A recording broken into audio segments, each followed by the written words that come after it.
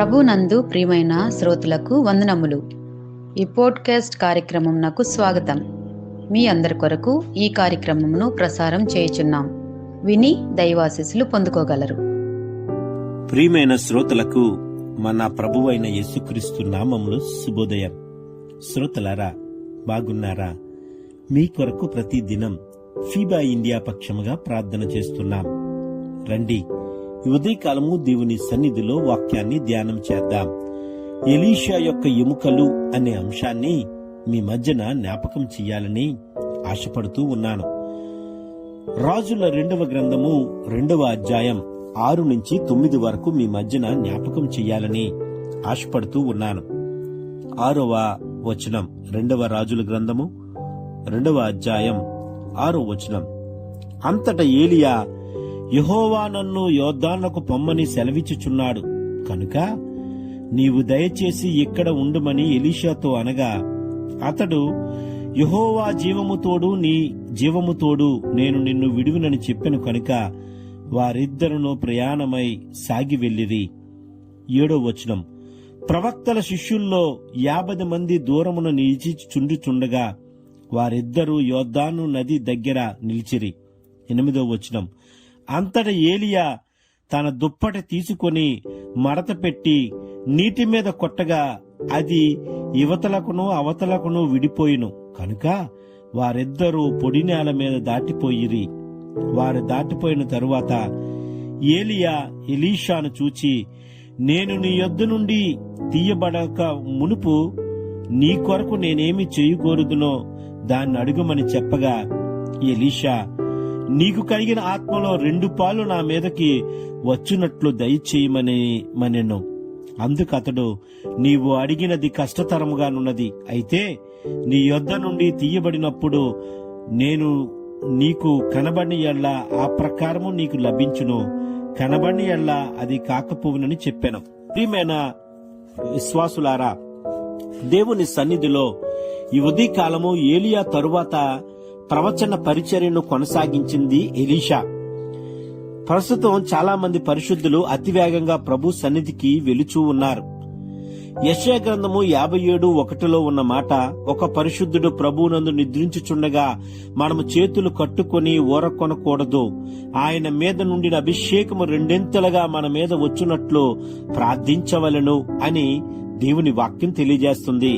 2 ఆత్మ శక్తిని పొందిన ఎలీషా తన జీవితమందు 13 అద్భుతాలు చేసి మరణించెను. అతనిని సమాధులలో ఉంచిన సంవత్సరము గతించెను. కాని ఒక సైనికుని పాతిపెట్టు నిమిత్తము సమాధిలో వేయగా ఎలీషా ఎముక తగిలి అతడు సజీవుడుగా లేచెను. అది 14వ అద్భుతం ఆయను. నిజంగా ఆలోచన చేద్దాం. ఒక కంప్యూటర్లో చిన్న చిప్పుని ఎంతో సమాచారంలో భద్రపరచు ప్రకారము ప్రభు మన జీవిత చరిత్రను వ్రాసి భద్రపరచుచున్నాడు. నా పాపమును బట్టి నా ఎముకలలో స్వస్థత లేదు అని కీర్తనకారుడు విలపించుచున్నాడు. 38:3 కీర్తనలు. మంచి సమాచారము ఎముకలకు పుష్టినిచ్చునని సామెతలు 15:30 మనం చదువుతూ ఉన్నాం. వారి ఎముకలలో యవన బలము నిండియుండును గాని అదియు వారితో కూడా మట్టిలో పండుకొనెను. యోబు 20:11 ఈ మాట ఉంది.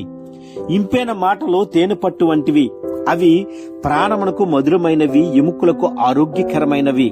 సామెతలు 19:21 ఈ మాట చూస్తున్నాం. దేవుని వాగ్దానములను మనము ఆలోచన చేసిన ఎడల నీ ఎముకలను బలపరచును. యెషయా 58:11 ఉన్న మాట, మీ ఎముకలు లేత గడ్డి వలె బలియును.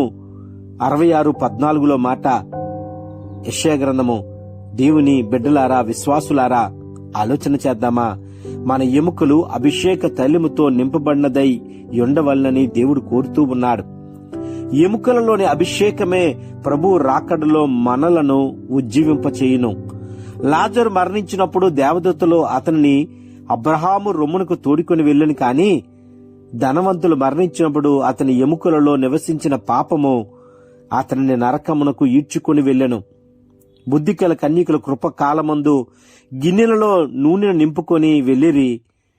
వీరు భూమి మీద ఉండగా ప్రభు కొరకు ప్రకాశించవలెను. అప్పుడు చనిపోయినను అభిషేకము చేత బ్రతికింపబడి మహిమ నుండి అధిక మహిమలోకి పొందుదురని దేవుని వాక్యం తెలియజేస్తుంది. ప్రియమైన వారలారా, ఆలోచన చేద్దామా? మనం చనిపోయిన తర్వాత మన ఎముకలలో పాపం అనేది ఉండిపోతా ఉంటుంది. ఒకవేళ మనము దేవుని సన్నిధిలో దేవుని నమ్ముకుని దేవుని యందు విశ్వాసం ఉంచి పాపరహిత జీవితంగా మనం జీవించగలిగినట్లయితే మనము పాతిపెట్టిన తర్వాత మన ఎముకలలో పాపము ఉండదు. లాజరు ధనవంతుడు ఇది మనం చదివినప్పుడు, ఇదిగో లాజరు మరణించినప్పుడు దేవదూతలను అబ్రహాము రొమ్ముకుని తోడుకుని వెళ్లిపోయాయని చెబుతుంది. ధనవంతుడు మరణించినప్పుడు అది ఎముకలలో నించిన పాపము నరకానికి తీసుకుని వెళ్ళిపోతుందని చెబుతుంది.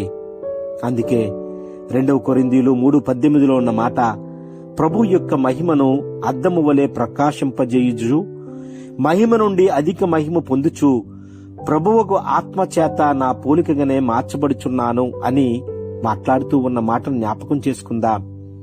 మన జీవితాల్లో యేసు ప్రభుని కలిగి ఉన్న నీవు నేను అద్దము వలె మన జీవితం దేవుని ఎదుట కలిగి ఉందామా? మహిమ నుండి అధిక మహిమ మనం పొందుచు దేవుని రాకడ కొరకు ఎదురు చూస్తూ ఉందామా? ఆలోచన చేసుకుందాం. ఎలీషా యొక్క ఎముకలు ఎలాగా అతన్ని సజీవంగా ఉంచాయో, నా జీవితంలో చేసిన మంచి కార్యాలు, దేవుని కొరకు సేవ, పరిచర్య, మిషన్ కొరకు నేను బ్రతికిన విధానము ద్వారా దేవుడు మనల్ని సజీవు లెక్కలో ఉంచులాగున, పరలోకానికి అబ్రహాము రొమ్ములో మనల్ని చేర్చుకొని బడిలాగున మారు మనసు పొందవలసిన ఆవశ్యకత ఉందని దేవుడు ఈ ఉదయకాలం మాట్లాడుతూ ఉన్నాడు. ఆలోచన చేసుకుందాం, ప్రార్థన చేసుకుందాం, దేవుని సన్నిధిలో విజ్ఞాపన చేద్దాం. ఈ కార్యక్రమమును గూర్చి మీ సలహాలు మరియు మీ ప్రార్థనా అవసరతల కొరకు మమ్మను సంప్రదించవలసిన మా ఫోన్ నంబర్ 9480585039 మరియు ఈమెయిల్ ఐడి info@fibaonline.org. మా ఫోన్ నంబర్ మరొకసారి 9480585039. Email ID info@fibaonline.org.